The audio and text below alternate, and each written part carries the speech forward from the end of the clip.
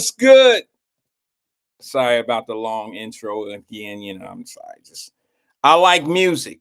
Good afternoon, Regina. Good afternoon, cousin Hyde. Good afternoon to everybody. Fame, what's good with you, Regina? And a few others. Let's see. Roz, Day, Jenny, John Ludd, Carlos, Jason, um, Jason D, AP, what's good? LaDonna, Donna, what's good?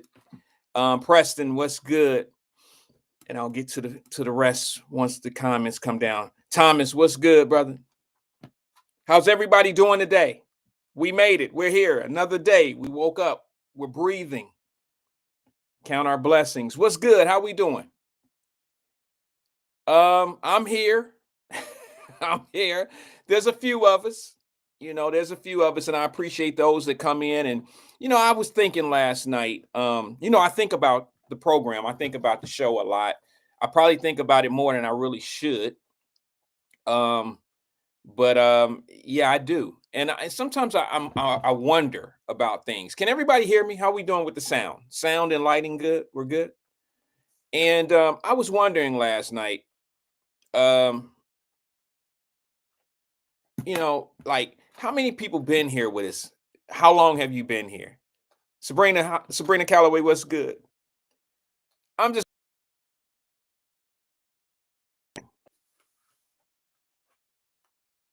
like we started in March of 2000.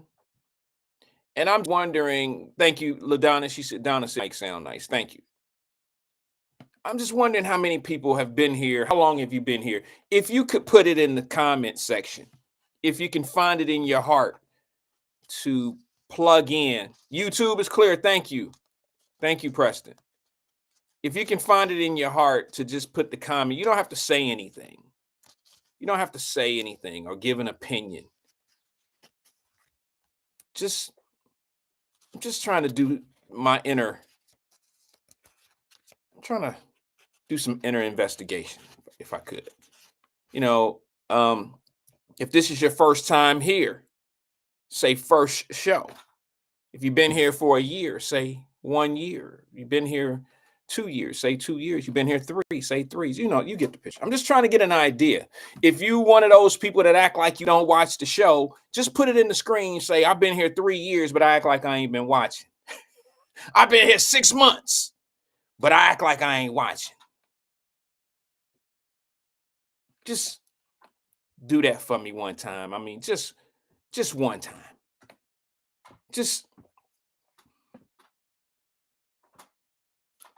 Jenny said, I honestly don't remember. Sometime during the pandemic. I understand that. No one ever thought when you turn this program on that you should document the day that you started. You know what I mean? I just know we were stuck in the house, right? Ain't nobody go anywhere. I think they shut us down April the 1st, right? Look at those time frames, bro. 2 years. Dina says she's been here about 3 months. I mean, that's great, but it's kind of funny for me. You know what I mean? Because it doesn't seem like we've been here quite that long. And but we have, and we've survived. It's crazy. I tell you what, if I had to depend on money to run this program, I do pay for the program, but if I had to depend on, advertising dollars and things of that nature, we would probably run the program different. I probably wouldn't be able to say what I want to say or say the things that I say. I would probably have, obligations to people. It's called diplomacy. You know what I'm saying? It's called diplomacy. I've noticed that a few people have distanced themselves from me since the program has began because of diplomacy. They feel like I'm not the one that can get them the things that they need. So they continue to follow. And I have no problem. Listen, I'll never get mad at a follower. Okay. Because don't get it twisted. I'm not talking about a Facebook or, some type of, I don't know, what do you call a social media follower? I'm a follower on social media. I follow different things. I'm not talking about that type of follower. I'm talking about a person who can't stand on their own. who don't have the strength to be who they want to be. So they feel more comfortable in a group of people. You know what I'm saying? They feel more comfortable when they can fit in with the people that all think the same, feel the same way, and can't stand on a disagreement. You know what I mean? They like, they sensitive to how people feel about them. I ain't really never got along with people like that. You know what I'm saying? I've never been that type of dude where, like, hey, listen, man, I ain't trying to go against the grain just to be going against the grain, but I can't really, I'm not cool with that. I can't do that. I don't agree with that.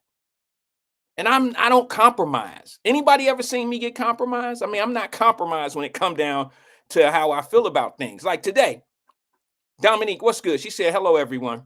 Dominique, perfect to be here. You might want to tag my sister, because I'm going to give y'all an opinion on something today that's going to be really rough. Like some Tina Turner and Ike Turner type rough. Rolling. This shit about to get dirty. But Cincinnati has made the news again when it comes to the females. I'm going to give you some time, Dominique, to get my sis in here, because it might get messy and dirty up in here. Cincinnati has made it once again when it comes down to talking about the females.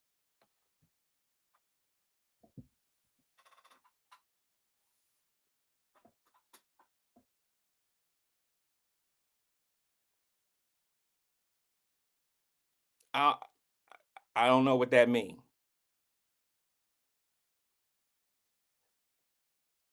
Cincinnati has made it in the news again. It's not the news. It's the social media news. Thank you, Vicky. I appreciate you. Dominique said, I think she with a client. Y'all better cut the TV on in the shop. All the Cincinnati women, you better tag somebody. Y'all better tag somebody. Tag a female friend, because some shit that I just heard.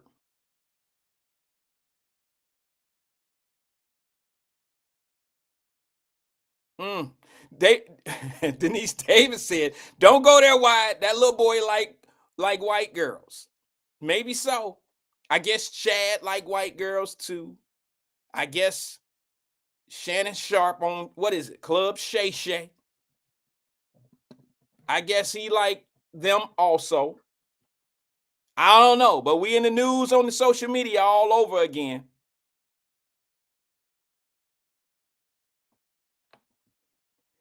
I don't know. Let me go to the phone lines real fast before I kick in the topic. 1 second. Good afternoon, caller. This is Wyatt. Who am I speaking with? Hey, Yves St. Croissant. Hey, E. All of that. Croissant. What's good? Yeah, not much. I just wanted to kind of pick up my call from yesterday. Hey, wait a minute. Before you do that, can I ask you? Before you get into the goofy shit you're talking about today. Goofy shit? Excuse me? Yeah, because I know what you're talking about those Cincinnati women. I saw that. Okay. And I don't know who that kid is. I didn't even know he was attached to Cincinnati like that, but that kid's a clown. Okay. All right. Well, when I think you might. Okay, when you hear my opinion on it, I'm gonna play the clip, and now we know how you feel about it. All right. But let me ask you something before we go on, if you don't mind. Hello? Absolutely. Go ahead. Are you okay? I seen you on a video yesterday. I'm okay. No. Seriously. Are you okay? I seen you. No, I know what you're about to say. Yeah. I seen you in a video yesterday in a hospital I had a little bed. problem, but yeah, my pals wasn't moving properly. I didn't think they wasn't moving fast enough for my liking, so I went to the doctor. You know what? I didn't even know. Huh? I didn't know that's what it was, bro. Because I had my phone on, but I didn't have the volume up, and I was not able to hear what you were saying. But I seen you on a gurney or in a hospital room or a bed or something, and it scared me a little bit. And I was gonna reach out to you earlier today, man, but I ran out of time because I've been dealing with some things myself today. But I'm glad you called. I just wanted to make sure you were okay. Well, thanks for that. I appreciate it. Yeah, it was just I had no idea it was about your bowels. I had no idea it was about your bowels. I would not have even brought it up if I would have known it was about that. Well, I like to talk shit, and I know. your show and See, Emmanuel, you and Emmanuel's show hadn't been on for the better part of 2 weeks, so I couldn't really talk my shit and get it out there. So it I'm was stuck glad in you me for two said it weeks. and not me. You talk so much shit that you didn't got backed up full of shit. Since we wasn't on, you wasn't able to Exactly. talk your shit, and you got constipated. Look at your crazy ass. Look at how the guys work. I'm very self-aware. I'm very self-aware. That's the others that ain't self-aware. I know, I need to get this shit off of me at some point. You know what I'm saying? Whether it's my own podcast or somebody else's, I've got to get this shit out of me. Yeah, we see. We You know understand now. me? So now there'll be You know. protests against the Wyatt Live show and anybody else that you go on, because in order to get rid of your ass, now they have the secret. If we just stay off the air, your ass will just get constipated and keep your shit to yourself. It sounds like that to Okay. me. I mean, that's great, but the Freudian slip there. Who wants me off of this show? I don't know. Not me. I love you. I'll be honest with you. I love you. No. You didn't put it out there. Now, which one of these knuckleheads in the audience want me off this show so I can just roast them? It was me that said it. I'm about to make somebody unalive themselves. It was me that said it. It was me that said it, bro. It was me. Nobody else said get him off this. It was me. Okay. I was just kidding. But anyway, what's on your mind, man? What's happening? I'm glad you're okay. Get some of that shit out. Go ahead. Yeah. First of all, that kid, I didn't even know he was attached to Cincinnati. I've seen him on YouTube in recent weeks and whatever. And what he's, before he was on Shay or whatever. If that's what you're talking about, I'm assuming that's what you're talking about. Yeah. I haven't played the video yet. Some people don't know what we're talking about. It's only so many seconds long. You want me to play it, or you want to just go ahead and talk? No, because I don't even want to. No, because I don't want to hear his voice again. I don't like it. It ain't that bad. I'm tired of these people getting famous for nothing. Oh, it ain't that bad. I'm sure that's not what he got famous for. Like, this guy's nothing. Hot tour girl, nothing. These people don't have talent. All he does is race people. Well, wait a minute. Hold on. Dude. Hold on 1 second. Let's be fair. I don't think the kid is on Shay for talking about Cincinnati women. I don't think that's why he's the celebrity that he is. He's on there because he races people on YouTube. Okay, well, ain't that what he's on there for? He's on there because of what? He races people on YouTube. Yeah, okay. Well, that's what his talent is. Maybe you and I don't like it. That's I don't like a lot of because stuff. That tells you his talent. That tells you his talent. He doesn't have talent. He's just fast. If he was as young as he is, if he was any type of athlete, ball team. Well, he's found he's found a new way to capitalize on one of his skills, on a skill that he has.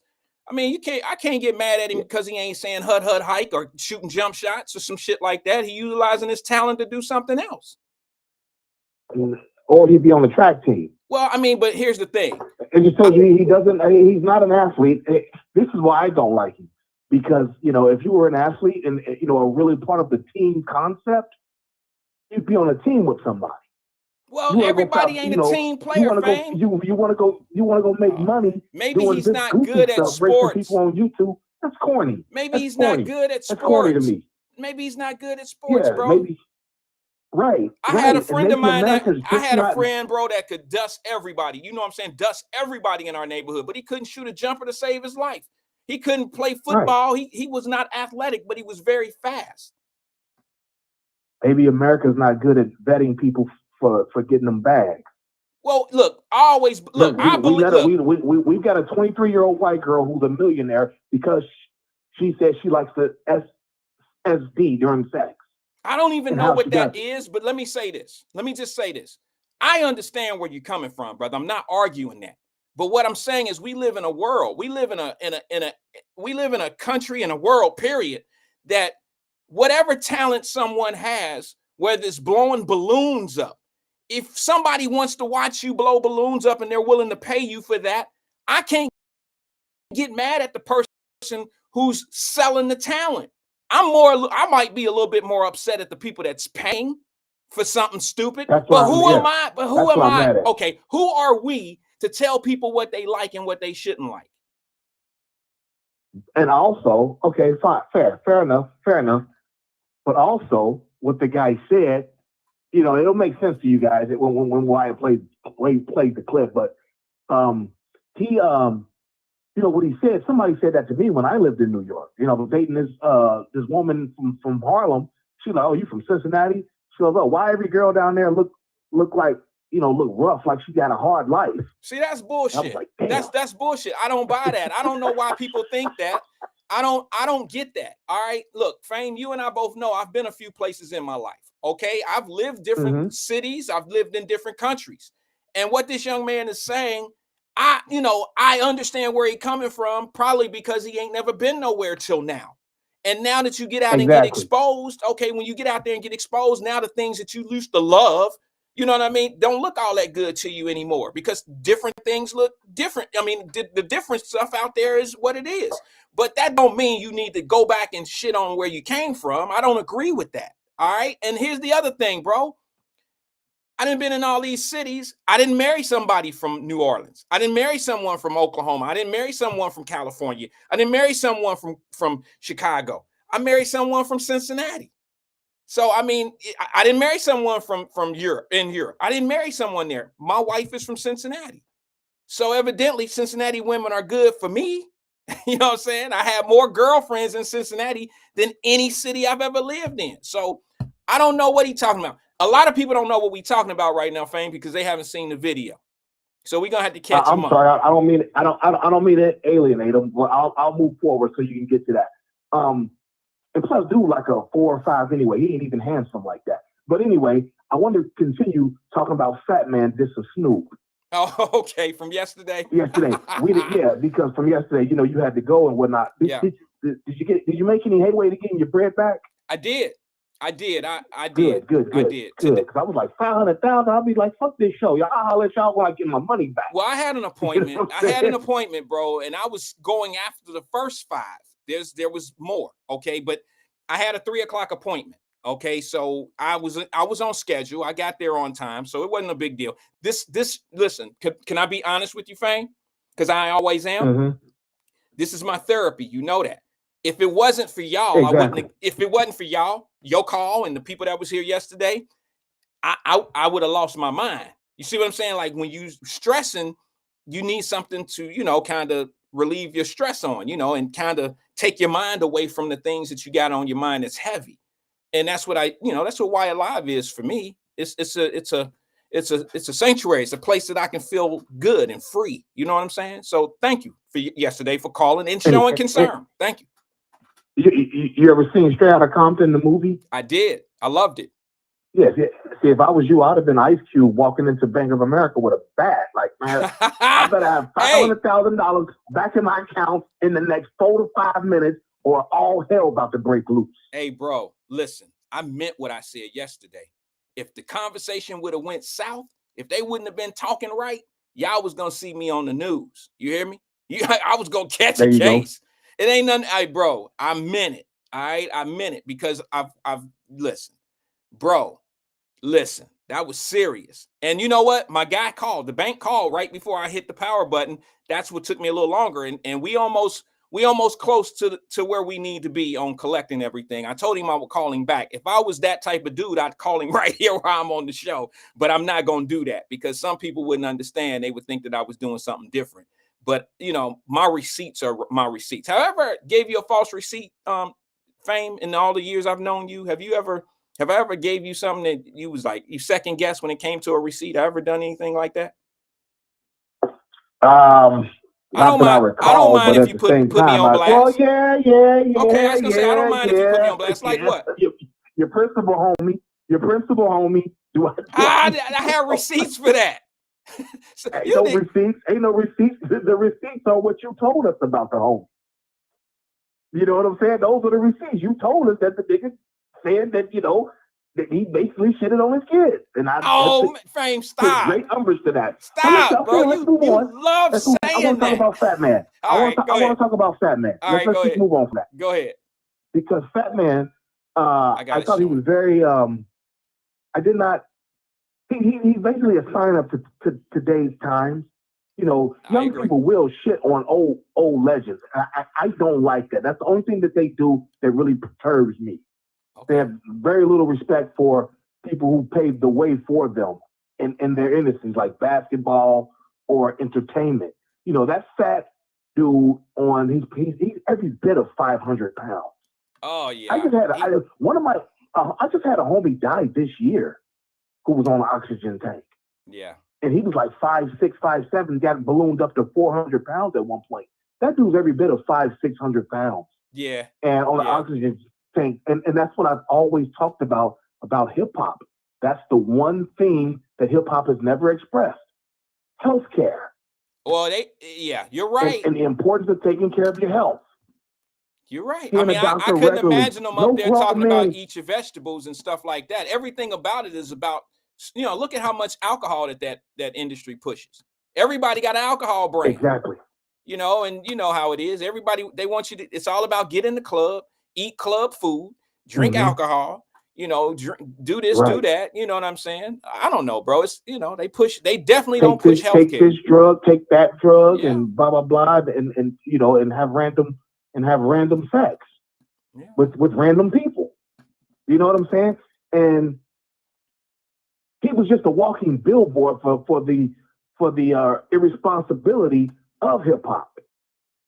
I hear you. And so for him to attack Snoop Dogg, a legend like that, pretty much, as far as I'm concerned, Snoop's one of the four goats of hip hop. Oh my God! You would have to put him on the.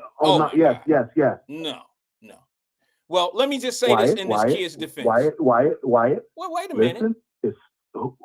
Snoop been in the game for 30 years and is married to the same woman who has all of his children. Man, please don't make me go in on that's Snoop something. like that, that's something we have to respect in the Black community.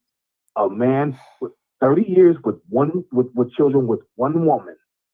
Man, listen here, bro.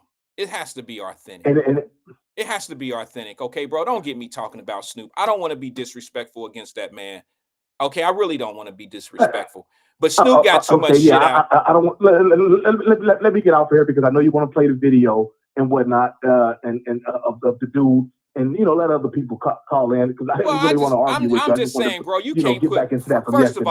of all, you trying to say that Snoop belongs on Rush on the top 4 of rap. That's ridiculous. I believe so. That's ridiculous. I believe so. That's ridiculous. Yes.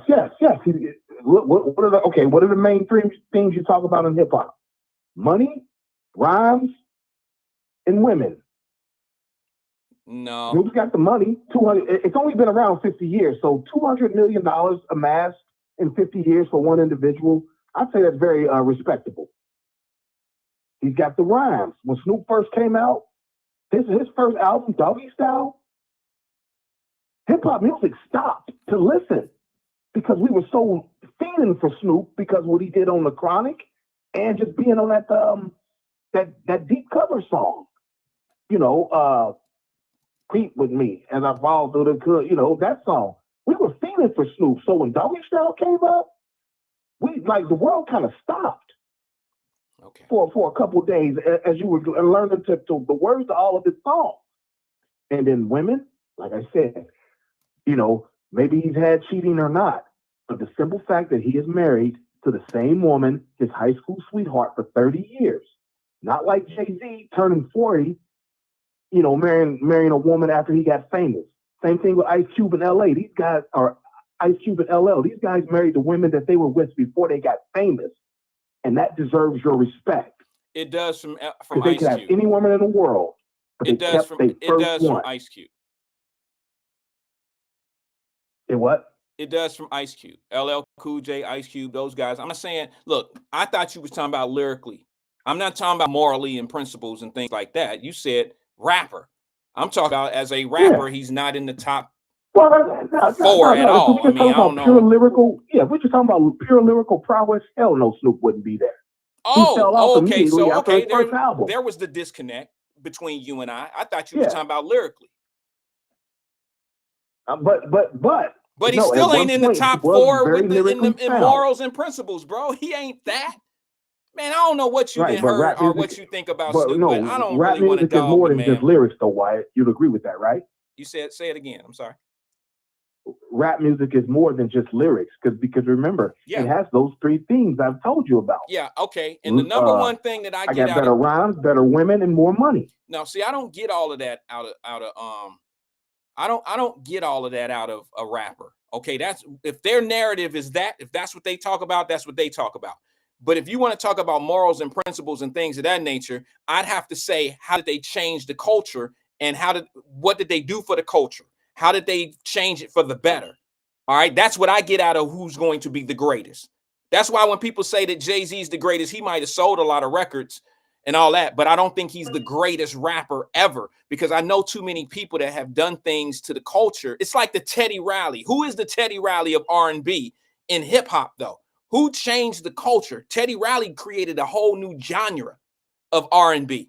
Who did that in hip hop? It sure in the hell wasn't Snoop Probably Dogg. Dr. Dre. Well, Dre being a producer, yes, but it would have to be somebody like Ice Cube.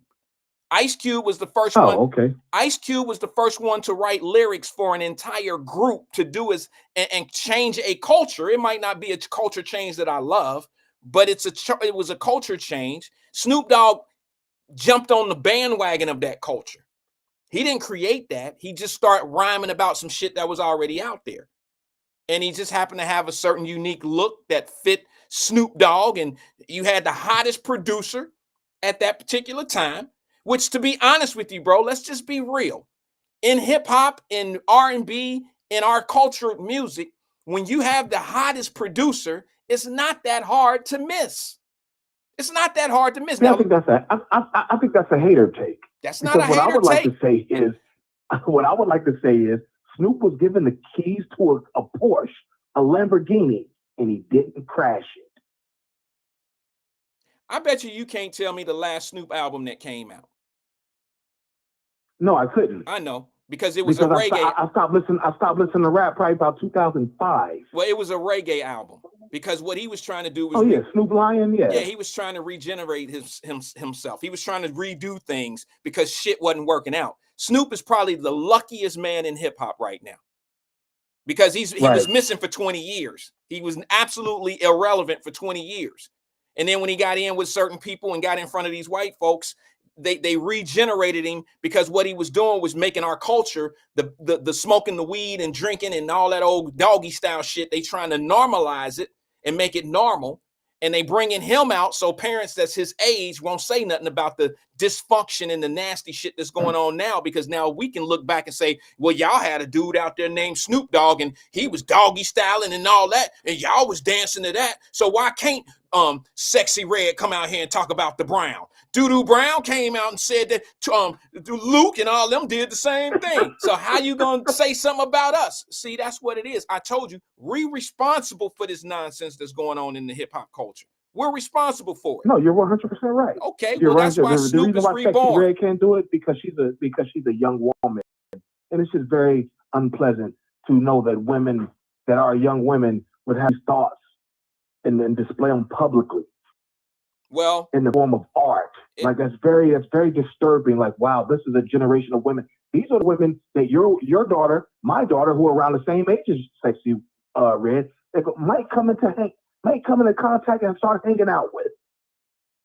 Yeah, well, I mean, it's how you raise them.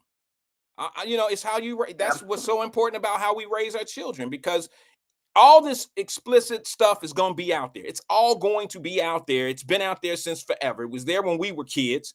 It's how we engage in it. You know what I'm saying? How you raise your children, how they, engage in it. I always judge kids off of their friends. If you got a kid that's running around here bossing kids around, yeah, you got a bossy ass kid, but you also know what their mentality is. They kind of like leaders. But if you also got a kid that's running around in groups and they keep getting in trouble, but you don't think that's the type of kid they are, then you got a following ass kid. You got a kid that run behind the groups and try to fit in and care what people think about them. So we got to learn how to get those minds right, bro. And it's simple math to me, bro. It's simple math to me. No, I agree. Some of that. So let me hop off of here. All right, brother. I'm sure somebody else has something they want to say. Hey, you take care of yourself, bro. That ugly ass little boy. I'm about to play fine. it. I'm telling you. Trust me, I'm fine. Show that ugly ass boy. You look like you was having a hard time on it. Cincinnati women. You look like you was having a hard time, bro. I kind of thought I jinxed you, because you came on the show No. yesterday because we had to do with the oxygen tank, and you start talking bad, and then you find your ass on a gurney. you was talking bad about that big boy. And No, I turned my phone on and me. you was on the bed. I was like, oh shit. First thing came to my mind. I knew he shouldn't have said nothing about Big Boy. No, I was just leaving Jewish when I called you. I don't know if you were paying. If you go back and pay attention to the call, you can hear the revolving doors going in and out. Nah, I missed all that. I had been discharged by then.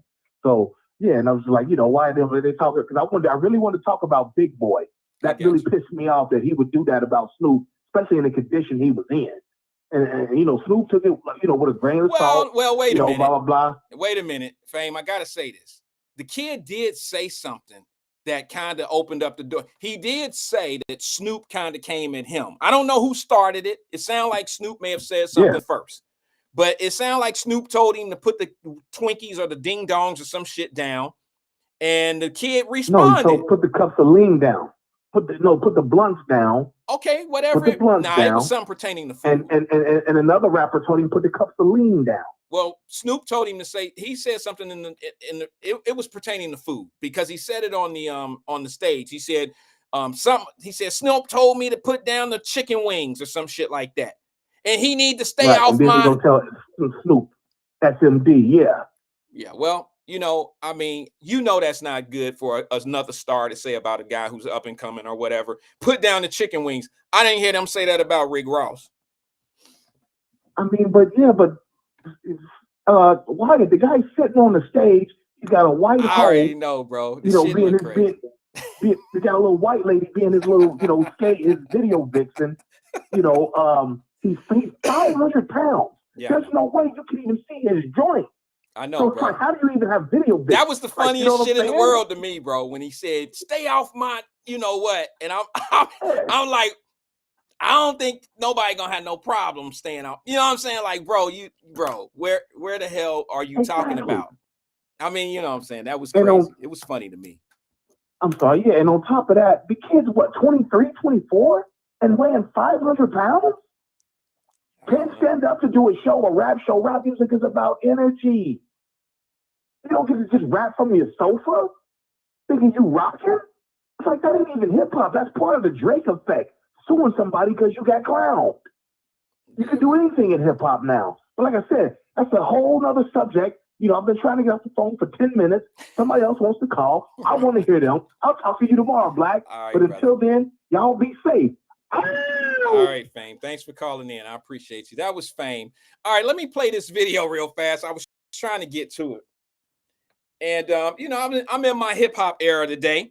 Let me share something with you. Y'all, I'm a sneakerhead, right? I am a sneakerhead, and I'm in my 88s right now. All right. I don't wear these that often. Matter of fact, I don't wear them at all. I put them on just to wear in the house. These are my 88s.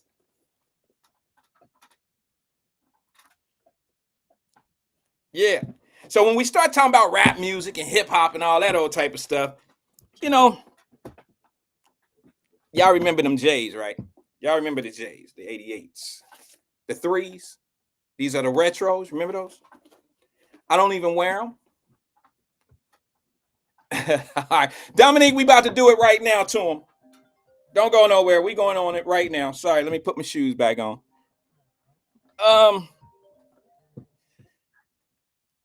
Basically, what Fame was saying was this kid that we're about to watch on this video has no business criticizing Cincinnati girls the way he did. And I don't think people understand because no one's seen the full video. The full video is more. The only reason why this topic came up is because this kid is Cincinnati affiliated. All right. And it was Chad Ochocinco who said Cincinnati had the baddest women and they dope and they the sharpest and this and this and that. That's what Chad Ochocinco said about Cincinnati. And Shannon Sharp laughed at him. Y'all remember that?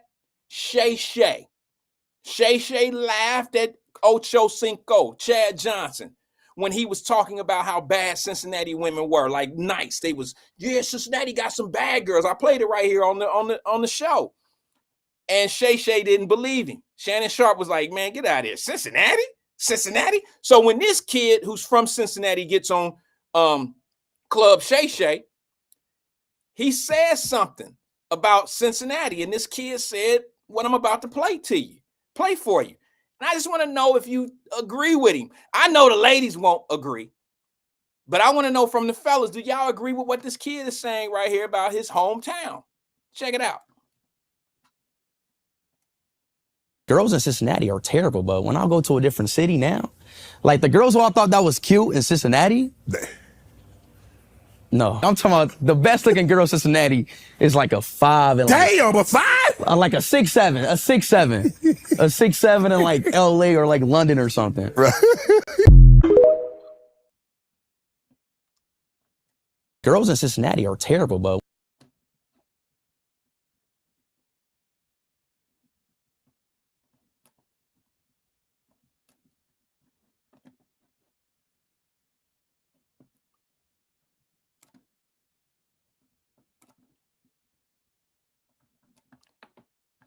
That's the video we were referring to.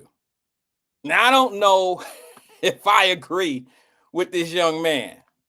I know what he's talking about, but you know, I don't know. Did everybody hear that? Did y'all hear that loudly and clear?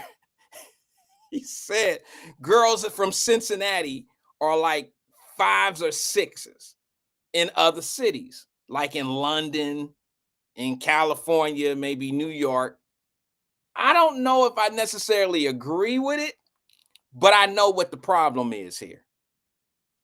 I know that this kid probably has never been anywhere.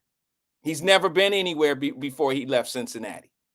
All right, so he don't know. He's like a brother who go off to college. You know what I'm saying? Like he's been in a certain environment his whole life. You know, he's been in a certain environment his whole life. And then he's like a kid in a candy store when he gets to college. And that's what he's experiencing right now. And not to mention, when you get a little bit of celebrity, here comes all of the bag chasers, the girls that really want you for your money and things of that nature. And those are the ones that pretty much look like probably what he would consider to be a 10 or an 11. That's pretty much what he's running into. He's running into them red carpet girls. And I'm going to give you a little small... This one, I know I've said this before. I've told this story, but it kind of fits right into this, what I'm thinking. I remember a few years ago, y'all know my brother, he was on here yesterday, Big Don Sullivan. He was on the show yesterday. I seen him make some comments.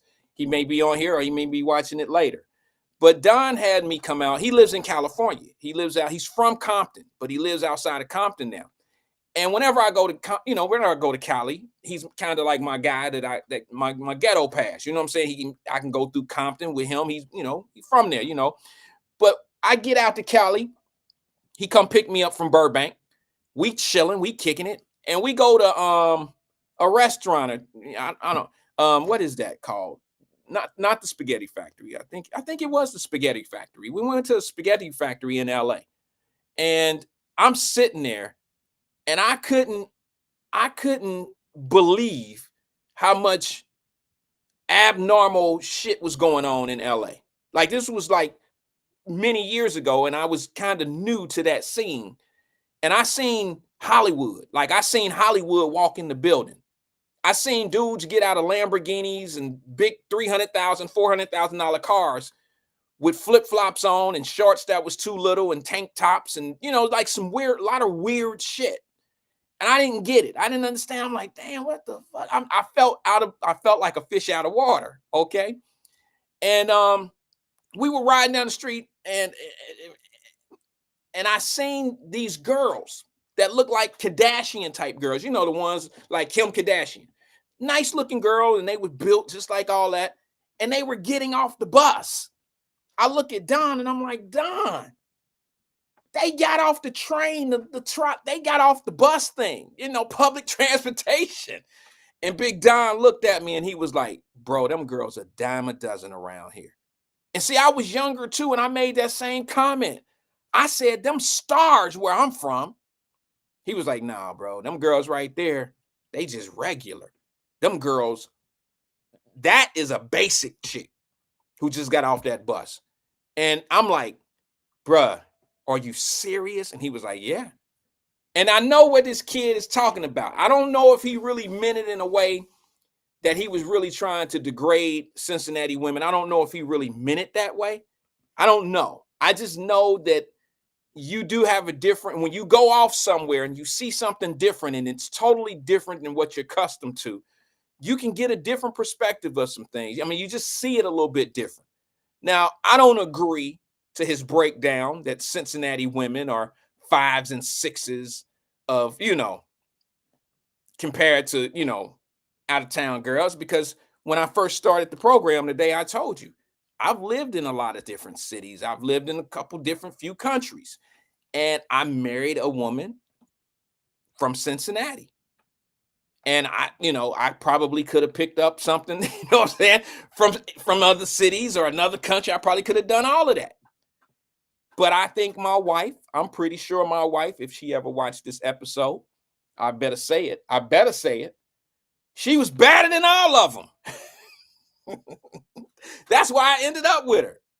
She was cold, still is cold. Okay, let me get it straight. But yeah, I would have put her up against anything that I would have never wanted to be with one of them LA women. Not the shit that I was seeing. Sorry, Big Don. No, I mean, yeah, they good to look at. They probably fun. But they were so like superficial. Like everything was about the Louis bag. Everything was about the Gucci bag. And everything was about the sandal got to match the bag. And what do you do for a living? And all this old shit. You get profiled when you get there. Out in LA, man, when you get in certain cities, bro, if you ain't about the money, if you ain't about the bag and all that old shit, you might as well just, I mean, you don't belong there. You really don't. And here go the thing. We were sitting in the restaurant eating, and he introduced me to some people. One of them happened to be a young lady, really nice looking little young lady. And I thought she was cool at first. Like I really thought, okay, she's relaxed. She don't say much. And that's the biggest, like the biggest play from somebody that's really trying to get you is somebody, if they smart, they don't say much. They don't say much until they figure you out. They really clocking you. So when you start saying the things that you like or you enjoy, they clocking you. And it was this one little girl, I was listening, at the table and I'm looking at them because it's some weird shit. You know what I'm saying? And then when everything was said and done at the end of the day, at the end of the meal and all that, we were leaving and she said something to me. And I was like, well, damn, I didn't see you haven't said anything at the table the whole time, And she said, well, I'm cool with Don and blah, blah, blah. Now she's dressed up to the T. She got on the Gucci shit. She got on the stuff, right? And I'm thinking, because it's not my environment. It's really not even my culture. So I finally start asking her questions like, so how long you been out in LA? She said, I was born and raised here. I was like, oh, okay, that's cool. And she was like one of those Kardashian looking girls. And I was like, oh, okay, that's pretty cool. You like living out here in LA? This is my first, I've been out here a couple of times, but this is my first time really out here kicking it. I usually come out on business. And she said, yeah. And she started talking. And what I realized is this girl was clocking me. She was listening to all the shit that I was saying at the table to my partner, to Don. And now she know all about me. She know what I like. She know what music I like. She just was clocking. And come to find out, this girl who looked like one of the Kardashians and who I thought was like some rich girl from the valley. Guess what, y'all? She was just out there making it just like everybody else. It was a game. It was part of the game to look successful and put yourself around people that got some money. Because all she was, and I don't mean this in a disrespectful kind of way. I mean it in a kind of way of I've seen things like I see people that clock you and they see you as a mark. She cleaned homes. Like she was like a maid, not a maid, but what do you call those people you call the service and they come out and clean your house? Maid service. You know what I'm saying? She worked for a maid service. Her and her mom and them worked for a maid service. And I'm thinking she lived up in the valley, up in the hills somewhere because how she dressed and how she rolled and pulled up. And that was a lesson for me, because like that same chick back in Cincinnati, I would have never like I would have peeped that a long time ago. Generally, where you from, you can peep what's going around you, and you know status. Like everybody, like money recognize money, game recognize game, bullshit recognize bullshit. And I mean, I would have never thought that this girl owned or was part of some maid service. Your nails don't look like you part of some maid shit to me. But what I found out is they get dressed up and they do all of that. That's an investment. That's an investment. They looking for the next, they looking for the next come up. And I'm like, man, I could not live out here and do this shit every day. It would drain me. Jenny said, I'm so confused. Looking like a Kardashian, how horrible for her. I don't know if looking like Kim Kardashian is actually being horrible. Now, I don't follow Kim Kardashian, but I thought she was one of those, one of the like reality star people that a lot of these girls on social media, pretty much try to be like. So I'll just use her as an example. But they did look like that. You know what I'm saying? You know how they got the long stringy, the long straight hair. I guess you call it the long straight hair. And then they had our lips. It's funny how this is what's crazy. Y'all gonna get mad at me when I say this shit right here. I don't understand us sometimes. Women, I don't understand. And I know I'm gonna get canceled for speaking my mind on this. I should have learned this in the 6th grade when I asked the little girl, why y'all wear makeup? And that little girl hadn't talked to me since. And I raised 2 daughters, and I should know how sensitive women are about asking certain questions about makeup and why do you do this and why I shouldn't bring this up. But what I've learned is it's just crazy. White girls draw their lips on with makeup and pencils and shit big. Like your lip is this big, but you draw the tip of it up here and shit. Your lip is like this straight and it's small. And then you draw it up here and make your shit look this big on your mouth, on your face. And then what I've learned over the years is that the black girls would draw they lips on thinner. Now I think that's changed for black girls because, to be honest with you, we have y'all know I got some big lips myself. I think we have the sexiest features as people. And that's why all other cultures draw their face up like us.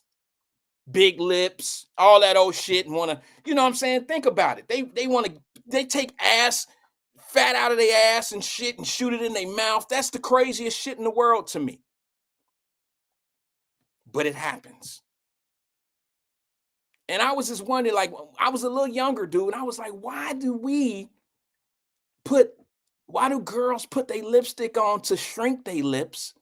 And then the white girls make their lips so big. I don't get it. It's like reverse. It's like some people want to be, the other people, and then some people want to be the other people. Like, damn. But now I think it's, what do they call it? Suave or whatever. I think it's kind of chic to have African features, even with runway models. They drawing their face on, y'all. And not only that, they paying thousands on top of thousands of dollars to have black people features. I don't know why we not running shit. You want to be like us so bad. I'm from the era when hip hop started. It was just us. And then it migrated. I watch white people. I watched them migrate into our industry. And I don't mean as rappers. I've seen a few, Third Base, a few Marky Marks, all that they wasn't really artists. They like gimmicks. All right. That was like a, they were gimmick artists to me. But when you control a culture and everybody wants to be like you and you want to be hot, that is a very powerful position to be in. But you got to be careful who offers you the bag, because that's why Tupac was so popular. I know a lot of people, I got blowback yesterday, fame. I got blowback yesterday because of my take on Tupac. See, a lot of people think Tupac was about Brenda's Got a Baby Boy. Okay, they thought that was the Tupac. They thought Tupac was about Dear Mama. That's what they get out of Tupac, and that's what you hear out of that.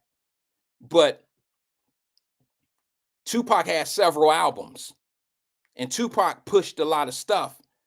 And I'm gonna say this, and I know it's not gonna be favorable, but Tupac, you can't blame Jewish people who ran that industry for looking at their bottom line, because it wasn't necessarily the Jewish people that told them to write those lyrics. It was the Suge Knights. It was the Suge Knights that wanted to do battle against East and West because it was more money in it. Conflict and chaos, turmoil brought money. And that's why he pushed Tupac into all that bullshit, pretending to get robbed and, I know Suge Knight got that shit jumped off on Tupac in New York. And when you make an enemy, now Tupac has an enemy. He has an enemy in Biggie.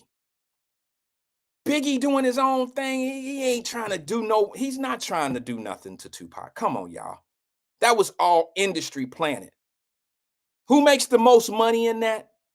The executives and the first executive. The first executive is the one who gets the budget from the record company. And that would be the Suge Knights, the P. Diddy's, and all those guys. Anybody ever heard anything nice about Suge Knight? Anybody ever heard anything nice about Diddy in those industries? And who did they use? They used our brothers. They used Biggie, and they used Tupac. And the industry used Diddy, and they used Suge Knight to create all that bullshit. And it changed the culture. To be such, we're such powerful influencers, we're such powerful people, but when you get the wrong people around you and those advances come up, people will sell you out. And those will be the main ones calling other people sellouts. Like I told you, Tupac called MC Hammer a sellout, a jigaboo, a guy that's dancing for the white man, all that old shit, man. MC Hammer didn't say anything to hurt anybody. MC Hammer did absolutely nothing. He didn't go out there and go against Jesse Jackson. He didn't go against the black movements. He didn't do any of that. All MC Hammer ever did was staff black folks. He was putting $10 million tours together and employing people back at home, opening stores. He had grocery stores. He had all this shit in Oakland. Nobody talked about it. It was too powerful. It's called self-sufficiency. That's the guy who's a coon, MC Hammer. Meanwhile, what do we have from Tupac? What do we have from Tupac other than legacy?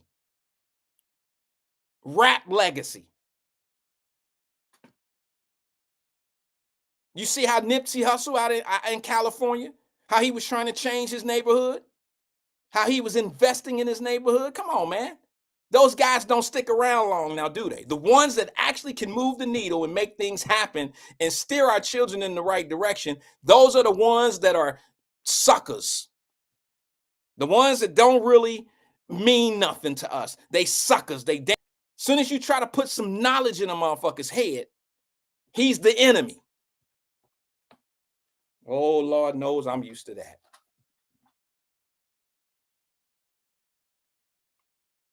Now look where all of them are. Look at where the ringleaders of the circus are. Tupac's dead, Biggie's dead. The two artists that they used. And now the two executives are both in jail.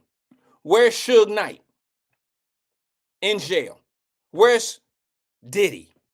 In jail. How much of their who can tell me that what has Diddy done for the culture when it comes down to empowering us? What has he done? Who can tell me something that Suge Knight has done for the culture? I'm talking about for us collectively. Where's the unit? Where are the grocery stores that Hammer was doing? Where are those grocery stores and the hospitals and things that urgent cares? An urgent care that MC Hammer put in his community. I ain't never seen Diddy's name on an urgent care. I've never seen Tupac's name on an urgent care. I've never seen that.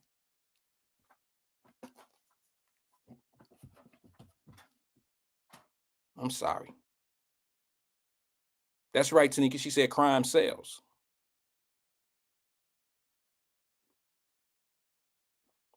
Who it sell to though? Feel what I'm saying? And now you got to tap dance around Tupac like he's somebody that's infallible. Like you can't say anything bad about him. You can't say anything bad about people that we have deemed to be heroes in our community. And I get the blowback for that. Y'all know that, right? Because I go at the ones local. I go local.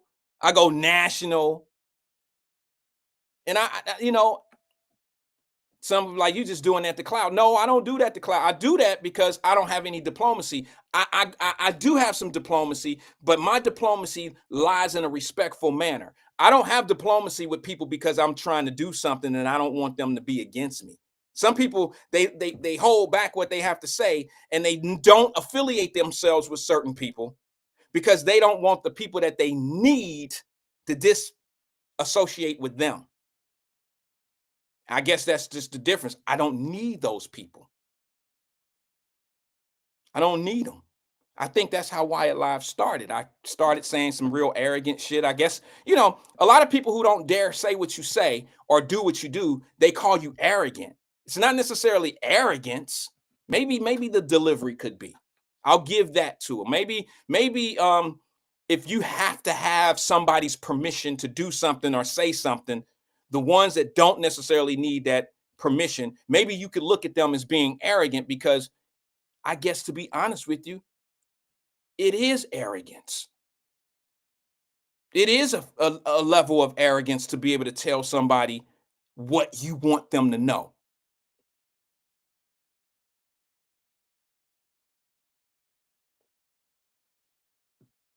Sierra said, what's promoting this discussion? Tupac has been gone for 20 plus years.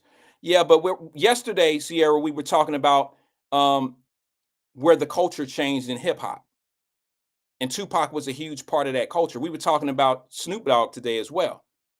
Snoop Dogg just became relevant again in the last, I'd say, 4 or 5 years. He was missing for about almost close to 20. So I could see if you just jumped in, how you could be like, well, why are you talking about Tupac? I don't get it. I think the reason why is because we were talking about hip hop and how far it's changed. And I guess yesterday I was making a point of when someone like Tupac calls somebody like MC Hammer a sellout, I just thought that was a stab. That was the beginning of the end of us having fun with rap music. You see what I'm saying? Rap music start falling off because the good guys were considered to be the sellouts, the guys that's just samboning. Is that what he called it? He called it samboning. And that's not cool.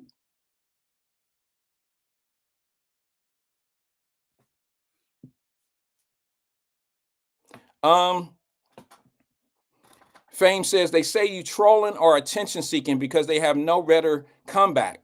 The disrespect with reduction is bullshit. I understand.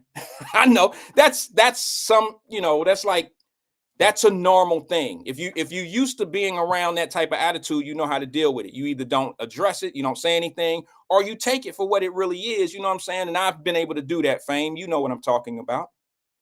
That's like when I was saying the things, okay, I'm not gonna have this discussion, but I'm gonna give it up because I know the stitches haven't, the wound is still fresh and the stitches aren't stitched all the way yet. But that's why they were saying what they were saying when I was saying what I was saying about the election. Every day, y'all talk about this Donald Trump dude. You have more energy on what he is. You talked about your ex so much that you never gave any attention to the one that you wanted to date. And that was a bad approach. It was a bad approach. And all the people like Stephen A., I know Fame probably know this, Stephen A. Smith and all these guys that are up here talking about how wrong and how bad the Democrats did in the election and all that, they didn't say that shit. They wasn't strong enough. They have to depend on diplomacy. Stephen A. Smith works for ESPN. He can't tell the truth in real time. He can only tell the truth after the fact. There's no consequences of telling the truth after something happens. He can't tell the truth in real time because they don't play that. You can't tell the truth. But the same thing that he's saying about Vice President Harris now after the election and she got blasted, all of that stuff, he could have been said it. He should, if he was real, he would have been saying it during the time, during the campaign. He would have kept it 100. Maybe she would have did a different move. Maybe something would have been different. But now he wants to say she brought out all these celebrities. She had to pay for support. She had to do this. She had to do that. You seen that. You seen what it was in real time, bro. You just wasn't strong enough to tell the truth. Some of us would say it. She went and got Cardi B. Cardi B swore up and down to people after that Joe Biden shit. Cardi B said, I ain't endorsing no more politicians. This kind of economy toe up, blah, blah, blah, blah, blah. What did they do to get Cardi B to come back out there and make a speech? How much did they pay her? How much did they pay J-Lo? Cardi B was talking about how great Vice President Harris was, but the teleprompter went out. And she said, I'm nervous, y'all. Hold on, let me get my phone. And she had to read off her phone how great Vice President Harris was. Yeah, that looked authentic. They then went and paid Al Sharpton $500,000 for him to support it. If you're really a Democrat, Al Sharpton, and you really care about the movement, why did they have to pay you, bro? $500,000, 2 payments of $250,000. This is what Stephen A is saying now. You knew the shit was going on, bro. Stop it. I just watched your show the other day.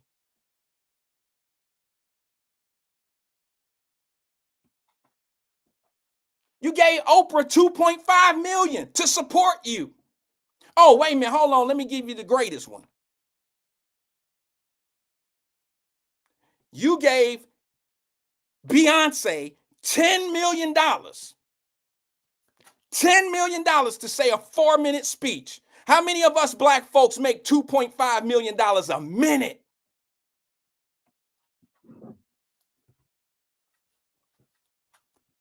$2.5 million a minute.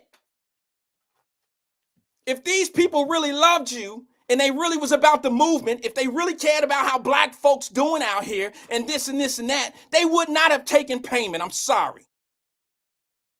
How much did they give Ricky Smiley punk ass? Who's still crying? And I know what he had to do. All he had to do was say the things he was saying so he can stay on tour. Because the next time he come in, if he would have told this truth, he had been down on Fountain Square by himself if he told y'all what was going on in that campaign. If he told you the truth. That's why he talked about Donald Trump all the time. He never was talking about her, except when it was about the Divine Nine. Can you imagine her coming up on stage and being sworn in? I mean, come on, man. These people was just, this is diplomacy that they all were, and they got paid. I will never in my life make $2.5 million a minute.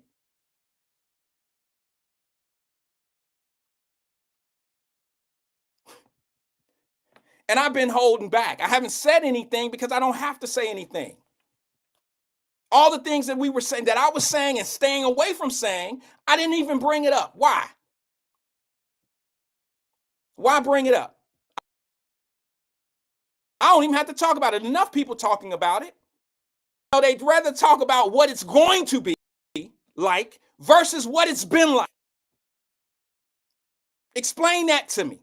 How the hell you gonna sit back and talk about how shit going to be versus how it's been? I heard somebody say the craziest shit today. The economy is strong. Look at the sales from Christmas, Black Friday. Have you seen the credit card debt in America? You know, Christmas is that I don't give a shit time of year. Run it up. Are people shopping like that all year? No, of course not. But if you're going to shop and go crazy with it, November, December is the time you do it. That's not a sign of economy is growing and is strong. That's people with credit card debt.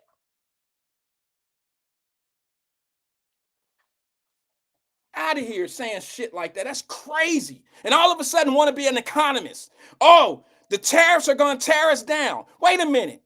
When the hell did you? Never in your life have I ever heard you say anything about regulations. Petroleum regulations on why gas is so high. Now you want to be a fucking economist? Oh, tariffs are going to tear the country down and this and that. This administration that we currently have not removed one tariff restriction from when Trump was in office last time. The economy getting better now. Look at the stock market and all that old shit. Yeah, because they know what's about to happen. It ain't because it's getting better. It's because people starting to pack ship. They didn't toast us and broke us all the way off. And those that don't want to believe me, when Wyatt Live first started, what did I tell us in lockdown? Consolidate all your credit cards, knock it down to one credit card because interest rates are about to go sky high. Everything I said came to light. And I know some of y'all can't stand that shit, but everything came to light.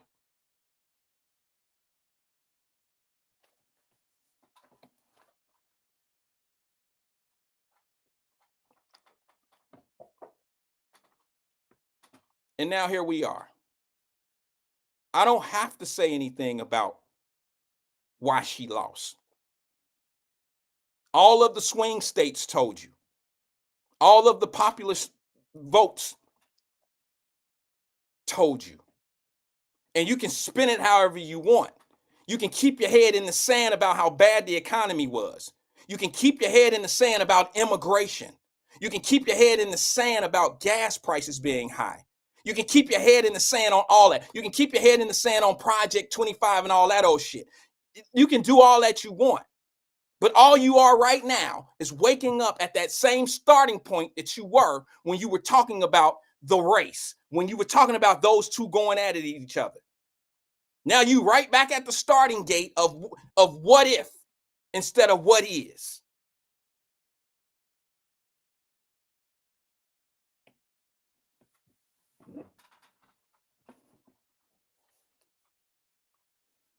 For 4 years, you couldn't buy a house. You could,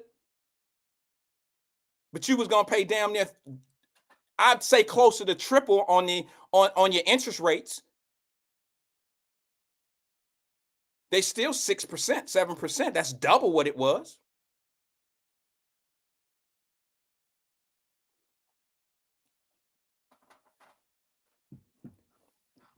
Jerica said economy seems to be booming. October, November, December, during the holiday years. See, let me just say this. I don't look, this is just me personally, okay?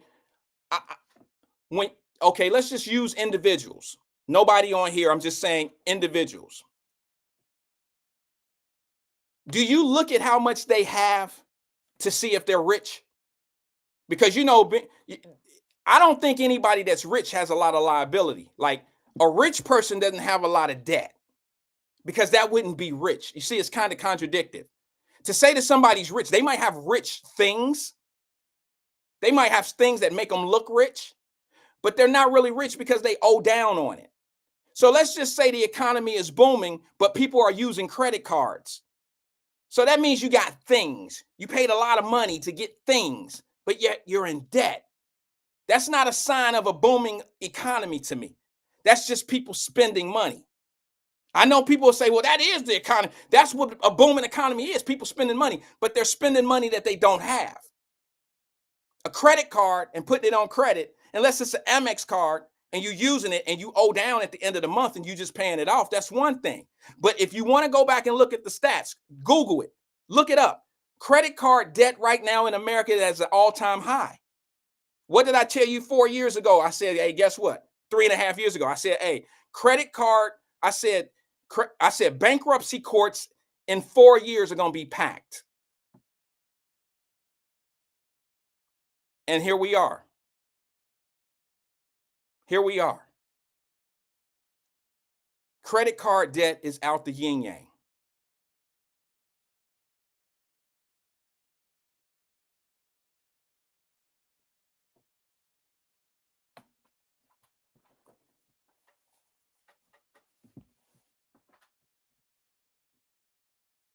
So I don't think when you have a great Black Friday better than last Black Friday.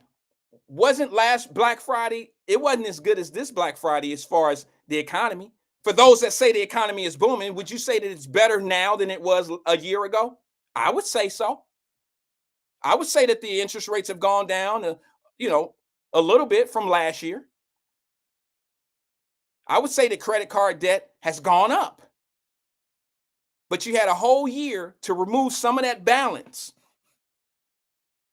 on your credit card. So now you're blowing it back up. Now, a lot of people on here may not have a lot of credit card debt. I don't know. I don't know how everybody living. But everybody knows that credit cards are primarily the use of funding during the holidays of Christmas and New Year's. It's debt. So that's not a sign of a booming economy to me when people go in debt. That's just people spending money. Some people going to say, well, that's what, like I told you, some people are going to say, well, that's what booming economy is when people spending money. Not necessarily. You're not booming if you're going to buy a bunch of shit when you got a job promotion and you make an extra $10,000 a year and then you go buy a car that's costing you $10,000 a year to maintain, to keep on payments and maintaining the car. You just got on a hamster wheel. You're not making more money. You just spent it. You spent it before you had it.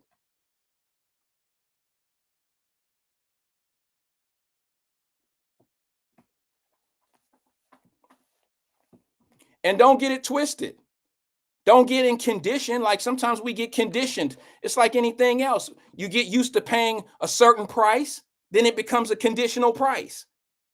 So now when it goes down a little bit, you feel good about it. Just like interest rates. I don't feel good about interest rates. I financed a piece of property for a little over 2 points, like 1.9. It was 2.9. 2.9. So when I see something that's 7%, I'm like, damn, that's just too much. Because I was conditioned for that low interest rate.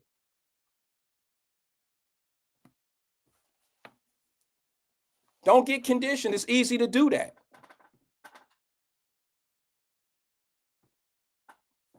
Don't forget.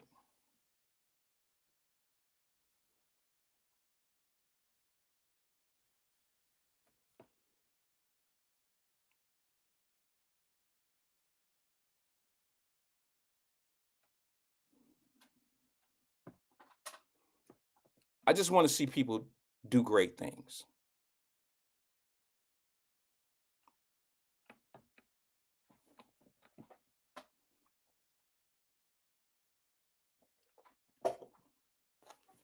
I don't know why people think that there's only so much room in certain spots or in certain places. There's room for everybody.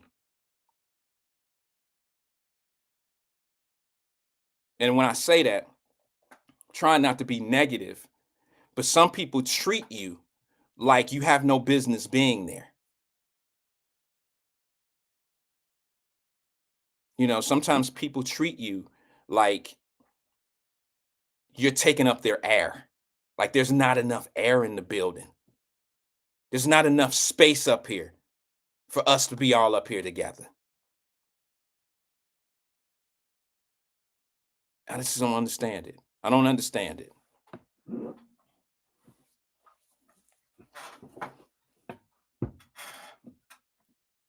Three and a half years.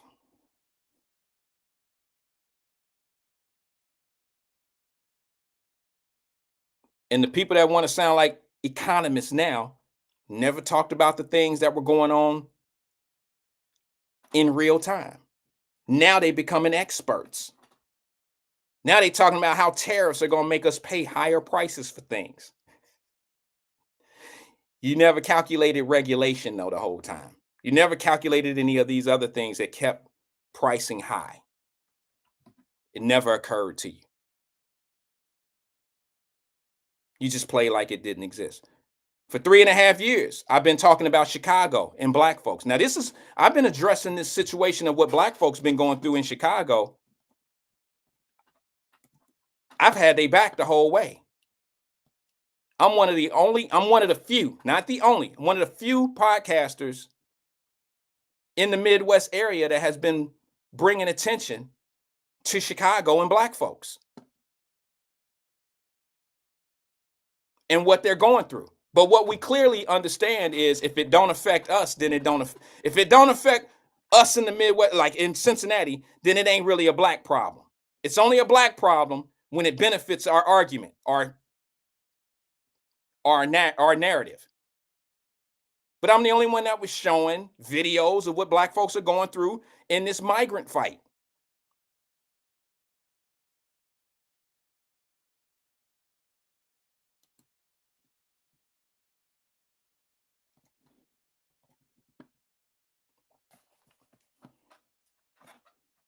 It's cool. It's cool. It just shows you that not everything is thorough. Everybody's not thorough about their fights. Everybody don't care, because if you cared, you would listen to these folks. You would hear what's coming at you. You would hear it.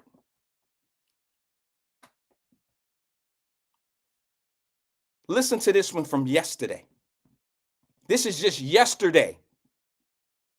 Brandon Johnson, the mayor of Chicago, supposedly had ran on all these issues about empowering the black community. The same shit they've been running for decades. Putting the school in front of his argument, in front of his campaign. We're going to better our schools. We're going to do this. We're going to do that, and blah, blah, blah, blah, blah. Well, he didn't mess around and put somebody else ahead of us like they always do. This time, Chicago pushed back. If you're not paying attention, keep your head in the sand. That's fine. It's up to you. But I got the information. The problem is it hasn't affected you there. It's not in your backyard. It's down the street and around the corner. And you don't want to pay attention to it until it hit you.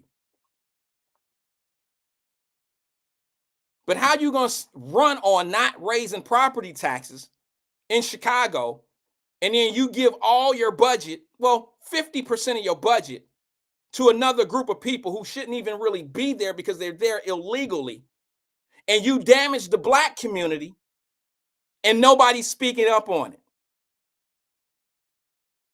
Nobody wants to talk about. I ain't seen permanent suit. I ain't seen Al Sharpton in Chicago in 4 years. Oh, wait a minute. He did go there to do a eulogy for a kid that something happened. You know when he coming. He ain't went there and said nothing about the black folks that's screaming about the injustice going on with their tax dollars and their property taxes going up, and they're spending 50% of their budget on people, and then turn around and say, look, we're about to up our property taxes because we're in a deficit. Well, if you spent your money on the people that's there and paying in the taxes, we wouldn't have this problem. This is their meeting yesterday. Trump, Tom Homan, make an example at this Negro right here first. Please come here first, because you know what? We're going to help you. We want a forensic Ma'am, I would audit. ask that you keep your, hold on a second, stop her time. Stop her time. You told Trump you ain't gonna blink? Well, we ain't either. You ain't above the law, and where you gonna run to when Trump pours that Trump card out on you? There's a 10-year prison sentence when you want to stand up here for those illegals. This is the portion of the meeting for public comments. Our next speaker is Danielle Carter. So, Brandon, you and all these Democratic mayors out here and governors, y'all talking about crashing out for these illegals, right? You all stood up there and said you will not allow Trump to come in here and get these illegals. Yeah, you can smile. We're in $1 billion deficit. And you spent half of our money, half of that on illegals. You campaign and double down that you would not raise property taxes. I ain't gonna do that. You campaign went around doing that. And here we are right now. You wanted to raise our taxes $300 million. They shut it down. Now we back here for $150 million. Okay. See, this is what we asking now. Since you want to crash out, some of y'all say y'all willing to go to jail for it. Trump, Tom Homan, make an example out this Negro right here first. Please come here first, because you know what? We're going to help you. We want a forensic Ma'am, I would audit. ask that you want keep a your, hold on a forensic second, audit. stop her time. Stop her time. Just a second, stop her time. Ma'am, I would ask that you, if you want to continue speaking, you have to make sure that your language is appropriate, okay? All right. We got Alex. Okay, you can begin her time again. You're going to spend our tax dollars to go, Michael Rodriguez, you said to take Trump to court to protect these illegals. You said you're going to spend our tax dollars to take Trump to court to protect these illegals if they try to come in here in your district. And then you said all of y'all in cahoots with each other to do it. Okay, so now we about to make y'all famous. We're going to let all y'all constituents know who y'all ratting for, that y'all wouldn't spend our tax dollars to protect illegals and to get them legal services. So that's what we're doing. That's cool, because we about to make all of y'all aldermen famous. Y'all think this is how it's going to rat? I think not. Flip Chicago red. We not playing. Our next speaker this morning is Miss Lawrence. Now let's get down to Tom Homan and 8 U.S.C. 1324. Different editions of 1994, 2020, 2021, and 2022 about you harvesting aliens. And you so strong about protecting those aliens, but you won't do nothing for the U.S. citizens. We are the ones who pay your salaries. Salaries. Let me accentuate on that. But yet, you want to overlook us like we don't exist. Well, you're not going to exist for the next election, because there's a 10-year prison sentence when you want to stand up here for those illegals. Our next speaker is George Blakemore. Brenda Johnson didn't bring this doo-doo here. It's been here. Old Man Daley, Harold Washington, Richard Daley, Lady Lightfoot. This man did not bring this doo-doo in this room. It's been here. And you've been voting for this doo-doo too. Well, maybe some of you have, and maybe this is all rigged. They're all Democrats. All of, and it's been this way. So some of y'all get up here and spit in this mic and holler, it's been this way. This is nothing new under the sun. Now, how are you going to get rid of all of them? All of them, and make it happen, make it work. I don't think you're going to do it just holler and go red. I think you're going to have to use to have some strategic aims to clean this doo-doo up. This is old doo-doo. This doo-doo go back a long time. And you don't smell it now because it's dry, but you can see the results of it. It needs to have a change here. All of them are the same. Every one of these men and women are the same point. All of them. So what can you Stay in the microphone, Mr. Blakemore. Stay in the microphone. A revolution to change this system and clean it up and have a real democratic system, a democracy where you have different points of views. Everybody here is the same doo-doo. All of them. Have you ever seen a bad Thank you very much for your comments. However, your time has expired. Our next speaker is Mr. Cruz. Today I stand here as a concerned citizen to speak out against the leadership of Mayor Brandon Johnson, a leader whose actions and affiliations are doing a disservice to our once great city. Under the current mayor's administration, we've seen a disturbing trend. A mayor more concerned with pandering to special interest groups and non-taxpayers than with making the tough, necessary decisions to move the city forward. Mayor Johnson's leadership can be defined by demagoguery, fueled by progressive rhetoric and driven by a divisive agenda that plays to the lowest common denominator rather than striving for unity, fiscal responsibility, or the common good. We do not need progressive revenue initiatives. We have an addiction to spending, and it must be fixed immediately. The CTS budget in 2010 was $5.3 billion, roughly $13,000 per student to educate. In the 2025 budget, the budget for CPS is $10 billion, or $31,000 per student. When is enough enough? That's the cost to go to the University of Illinois. What's more troubling is the mayor's blatant disregard to address the rising costs of living, worsening infrastructure, and mounting public debt. His proposal to raise property taxes was egregious and was lost by 50-0 vote. He and his supporters refused to give in on the sanctuary status when we've spent over $600 million on migrants this year, while Chicago is basically insolvent. Our next speaker is David Mason. Yeah, you remember me, Brandon Johnson, from the PBC meeting, and you know I'm standing on business. Here you are with another gritty property tax hike, trying to push the have-nots to house your precious illegal immigrants. You told Trump you ain't gonna blink? Well, we ain't either. You ain't above the law, and where you gonna run to when Trump pours that Trump card out on you? I will make it my duty to try to get my gun to perform an Operation Great Lord 2.0 in Chicago and lock all of you crooked Democrats and judges up, and it's just like that.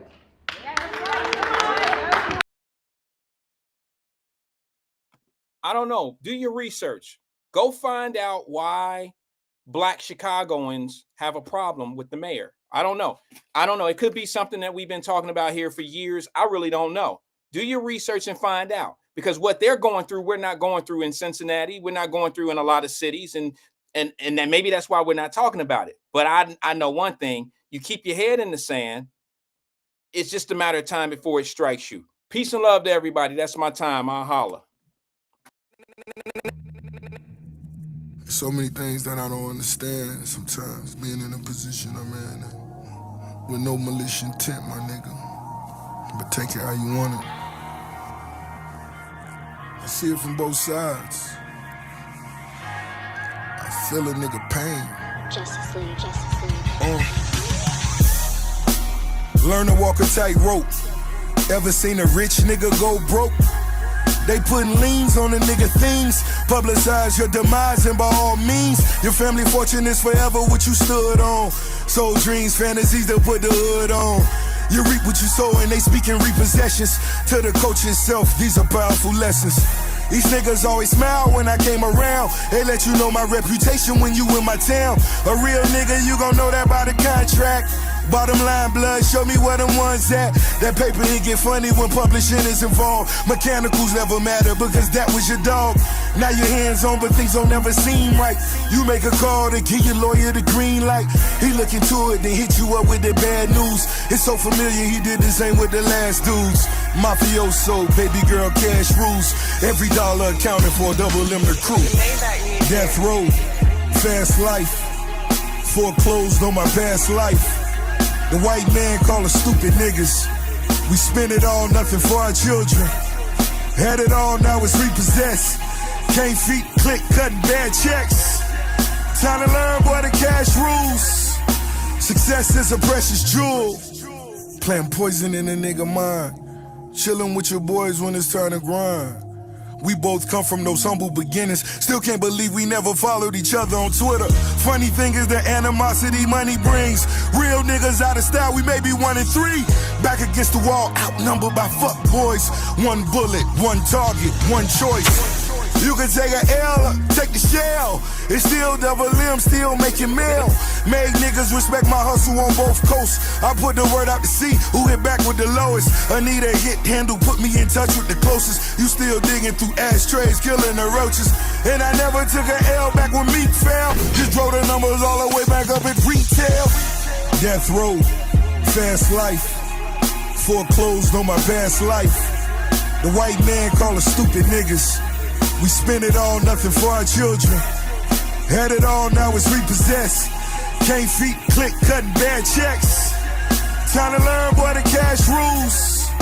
Success is a precious jewel. Can't be writing checks with your eyes closed. While you living out of homes in different time zones. Mind blown, spinning strippy, watching rhinestones. Pistol to your head, this that level I'm on.